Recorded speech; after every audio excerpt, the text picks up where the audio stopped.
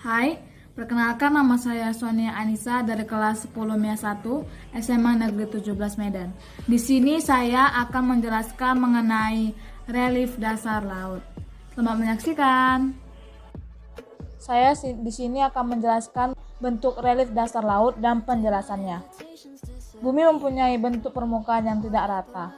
Ada yang permukaannya menonjol tinggi, ada pula yang berbentuk cekungan rendah. Perbedaan inilah permukaan bumi tersebut dikenal dengan istilah relief.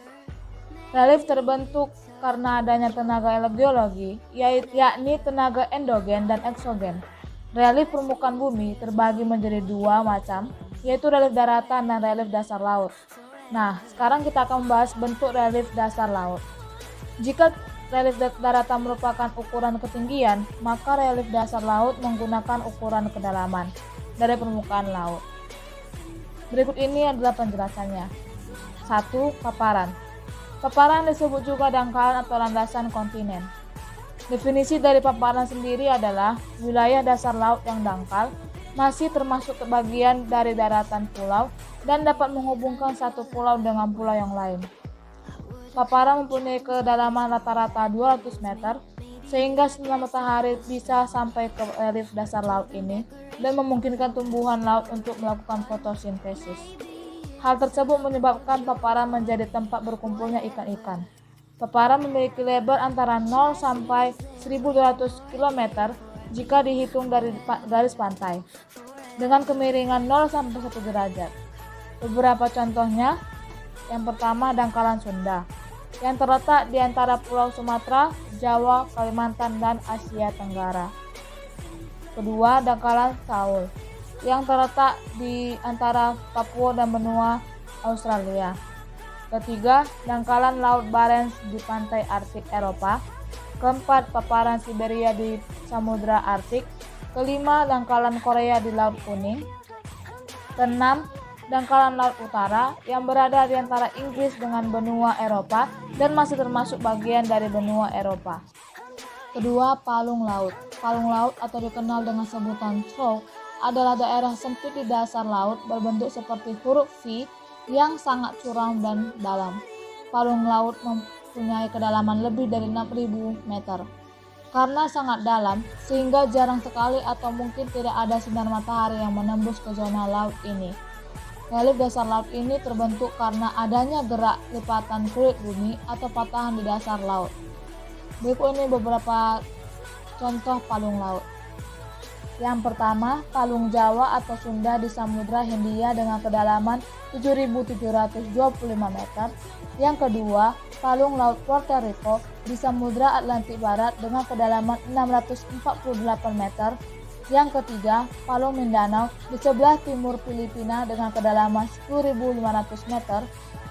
Yang keempat, palung Mariana di Samudra Pasifik Barat dengan kedalaman 10.900 meter. Yang kelima, palung Tonga Kermadec di Samudra Pasifik Selatan dengan kedalaman 850 meter. Yang keenam, palung Filipina di Samudra Pasifik Barat dengan kedalaman 539 meter. Yang ketujuh, palung Kuril Kamchatka di Samudra Pasifik Barat dengan kedalaman 542 meter. Yang kedelapan, palung Banda di Laut Banda dengan kedalaman 7.360 meter. Yang kesembilan, palung Jepang di Samudra Pasifik Barat dengan kedalaman 8.412 meter. Dan yang ke-10, palung Salomon di Samudra Pasifik Selatan dengan kedalaman 9.140 meter. Yang ketiga, lubuk laut. Lubuk laut atau disebut juga ledok laut atau basin. Lubuk laut merupakan cekungan besar di dasar laut dan berbentuk huruf U dalam. Contoh lubuk laut yang ada di dunia yaitu lubuk laut Banda, lubuk Karibia, lubuk laut Sangihe dengan kedalaman 3.820 meter, lubuk laut Sulu kedalaman 5.000 meter, lubuk laut Aru kedalaman 3.680 meter, lubuk laut Halmahera kedalaman 2.030 meter, dan lubuk Sulawesi dengan kedalaman 6.220 meter. Yang keempat, punggung laut. Punggung laut merupakan perbukitan di dasar laut yang menjulang ke atas Meski punggung laut menjulang ke atas, akan tetapi puncaknya tidak sampai ke atas permukaan laut.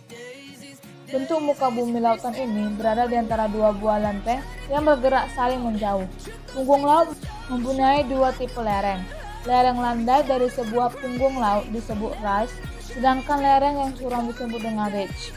Contoh punggung laut diantaranya adalah punggung Mascarene di Kepulauan Mauritius, punggung Sibolga di Sumatera Utara, dan punggung Walvis di Namibia. Yang kelima, gunung laut. Gunung laut yaitu gunung yang terbentuk di dasar laut. Simam merupakan istilah lain dari gunung laut.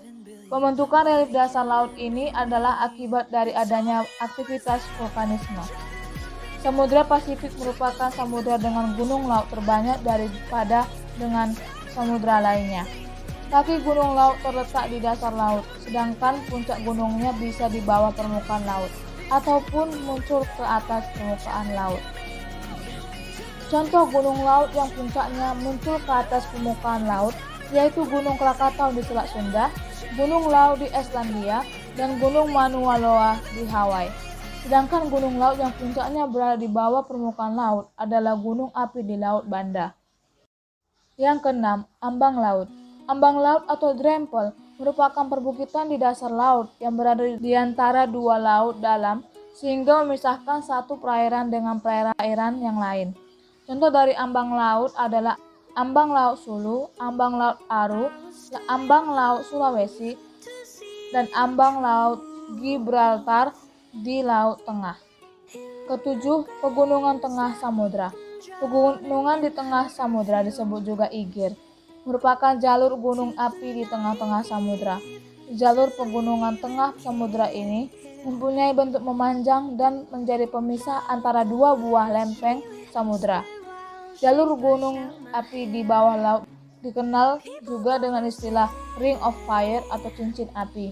Bentuk dari pegunungan tengah samudra hampir sama dengan ambang laut. Meskipun mirip, akan tetapi terdapat ciri khusus yang membedakan kedua relief dasar laut tersebut. Ciri khususnya adalah pegunungan tengah samudra dapat mengeluarkan magma. Magma tersebut menyebabkan daerah di lewati cincin api sering mengalami gempa bumi, termasuk wilayah negara Indonesia. Pegunungan tengah samudra yang paling terkenal yaitu cincin api Pasifik. Cincin api ini mengiringi cekungan di Samudra Pasifik. Yang terakhir atau nomor 8 yaitu ngarai bawah laut. Relief dasar laut ini mempunyai sebutan lain yaitu submarine canyon. Ngarai bawah laut dulunya adalah sebuah daratan yang memiliki penampakan alam berupa sungai dan lembah. Adanya kenaikan air laut menyebabkan daratan tersebut tenggelam, kemudian terbentuklah ngarai bawah laut. Letak ngarai bawah laut biasanya berada pada permukaan paparan benua dengan kedalaman 2000 meter di bawah permukaan laut. Ngarai bawah laut dapat dijumpai di Selat Kalimantan dan Laut Jawa yang masih bagian dari paparan Sunda. Kedua ngarai bawah laut tersebut dulunya adalah daratan dari benua Asia. Demikianlah video penjelasan mengenai dari relief dasar laut. Terima kasih. Sekian.